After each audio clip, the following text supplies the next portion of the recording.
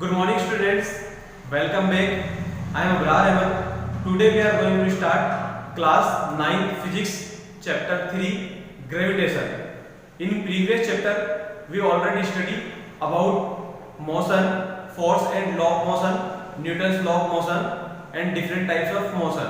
Now in this chapter we have to study what is gravitation, free fall, weight, mass, gravitational force, Newton's law of gravitation, etc. So let's start. Subject physics, class 9, chapter 3, gravitation. So gravitation is the phenomena of attraction between two bodies. You know, every two bodies attract each other in the universe. In the universe, every two bodies attract each other with a force. This force is called gravitational force. So definition of gravitation: it is the phenomena of attraction between any two bodies, or in other words we can say in the whole universe every body attract other bodies, every body attract other bodies with a force. This is called gravitational, and the force of attraction between two bodies is called gravitational force. So we know that every body in the universe attract other bodies with a constant force. This force of attraction between two bodies is called gravitational force. So basically gravitational is the phenomena of attraction between two bodies. We know Earth revolving around the sun because of the gravitation, because there is a force of attraction between sun and earth. We know that moon is revolving around the earth because of the gravitation of the earth. So basically gravitation is the force of attraction between two bodies. It is the force of attraction. Every two bodies attract each other in the universe. This phenomena is called gravitation. Now you can write. Now our next topic is Newton's law of gravitation, or we can say universal law of gravitation. So we already know what is gravitation. Gravitation is the force of attraction. It is the phenomena of attraction between two bodies. You know, in the universe every two bodies attract each other with a constant force. This force is called gravitation. So here is a Newton's law of gravitation. So our next topic is Newton's universal law of gravitation. Our next topic is Newton's universal law of gravitation. So every object in the universe attracts every other object with a constant force. Every object in the universe attracts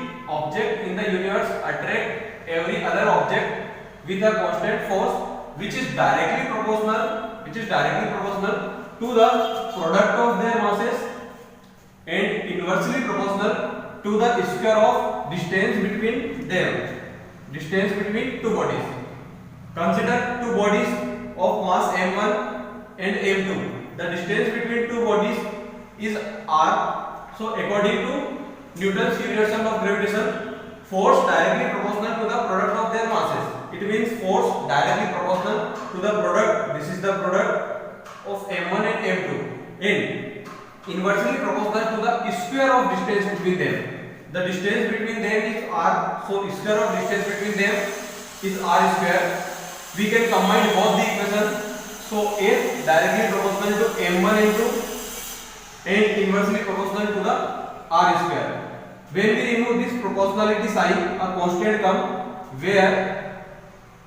where g is the proportionality constant.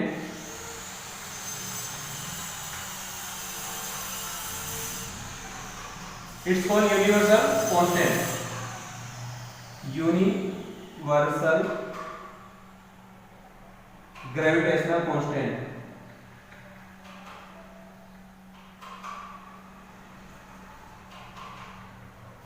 So this is the formula of force of attraction between two bodies. It is given by Newton. So it is called the Newton's universal law of gravitation. Newton's universal law of gravitation is an important topic. It's give about the force of attraction between two bodies.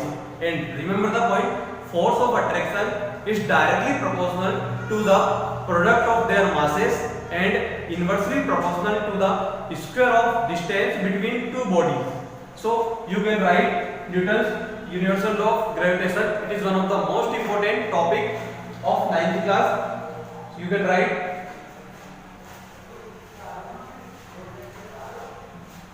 Now our next topic is gravity.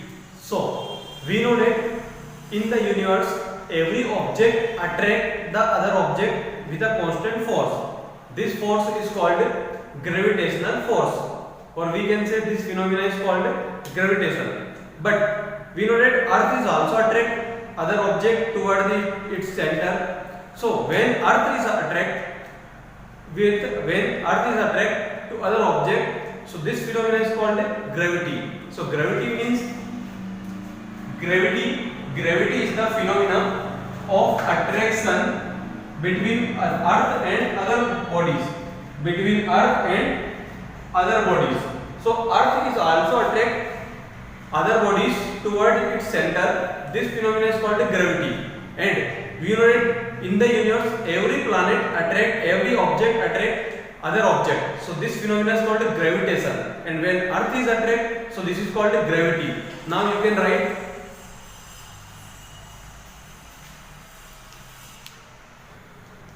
Now our next topic is relation between small g and capital G.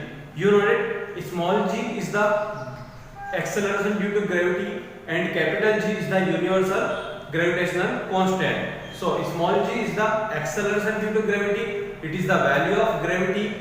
It is the value of force of attraction due to of Earth. And capital G is the universal constant. So our next topic is relation between small g and capital G. We are considering Earth as a sphere.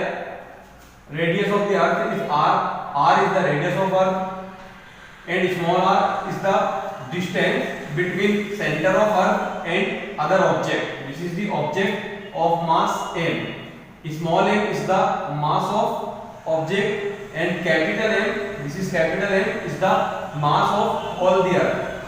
So we have to derive the relation between small g and capital G. So according to Newton's second law of motion, according to Newton's law of gravitation, force is equal to G m divided by R. G is the universal gravitational constant, m is the mass of the Earth, small m is the mass of the object, and R is the distance between Earth and object. But Newton's second law of motion is F equal to mg. So both are the force. This is also force. We can compare both the force. So mg is equal to Gmm divided by R square. This m may be cancelled. So G is equal to Gm divided by R square.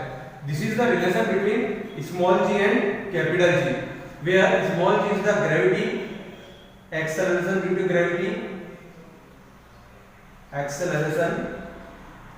due to gravity, capital G is the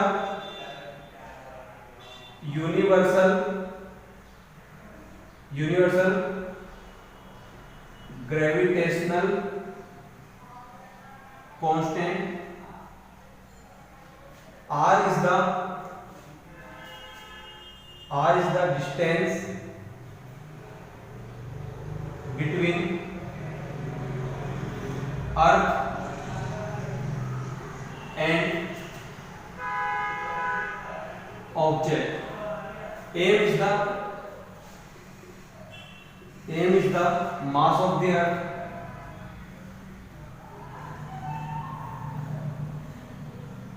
So this is the relation between small g and capital G. Now you can write this.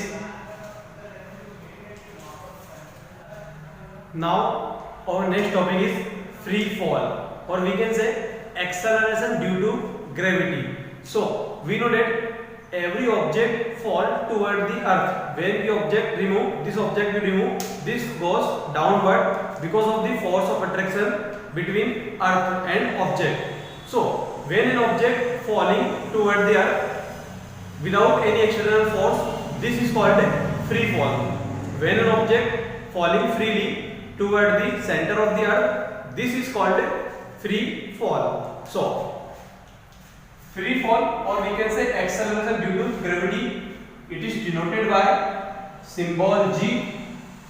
All object falling toward earth under the action of gravitational force. All object falling toward the earth under the action of gravitational force of the earth, this is called free fall. All object falling toward the earth under the action of gravitational force, this is called free fall. Or we can say in other words, acceleration due to gravity, as the acceleration produced in a body in free fall due to the gravitational force of the earth on the body. So acceleration of the gravity as the acceleration produced in a body due to free falling or due to gravitational force of the object.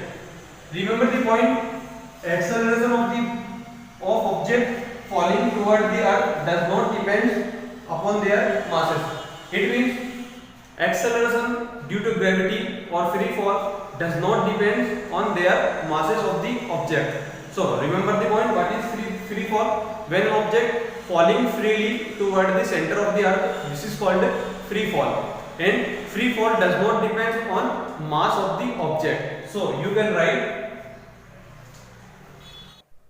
Now our next topic is Kepler's law of planetary motion. So Kepler's gave three laws regarding the planetary motion are called Kepler's law of planetary motion.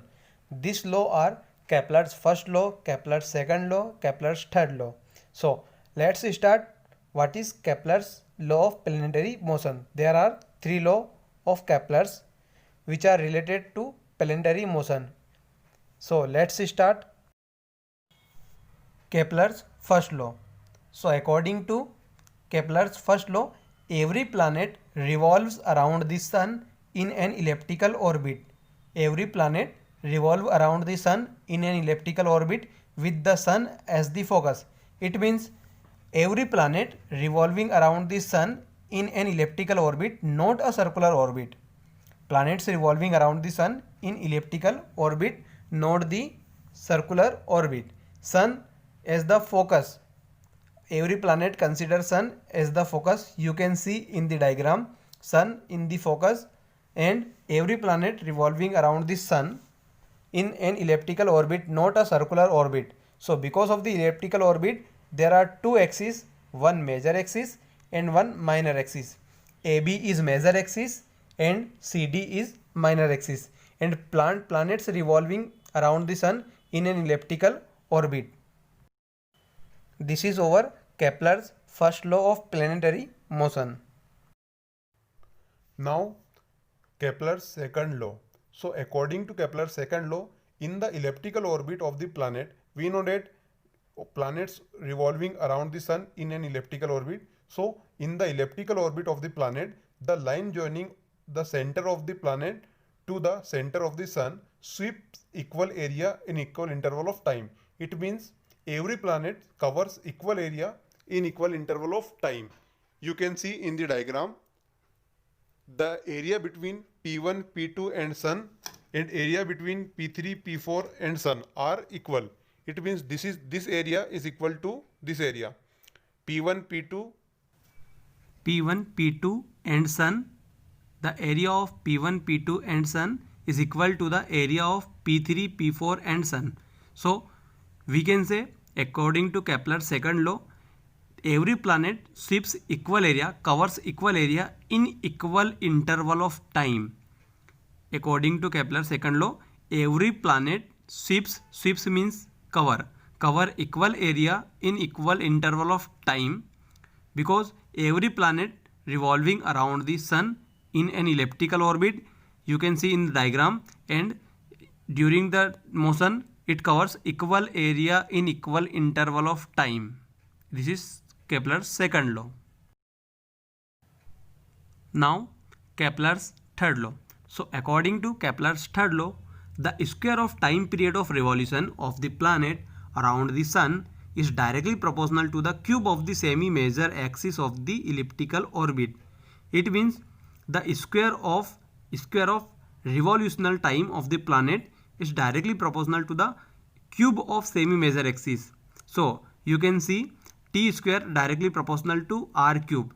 T is the time period of revolution and r cube is the semi-major axis, or we can say r cube is directly proportional to t square. So r cube, when we remove proportionality sign, a constant come. So here r cube is equal to constant into t square. So we can say r cube divided by r square is a constant. This is called Kepler's third law. It means time period of revolution of the planet, the square of time period of revolution of a planet around the sun is directly proportional to the cube of the semi-major axis. This is our Kepler's third law.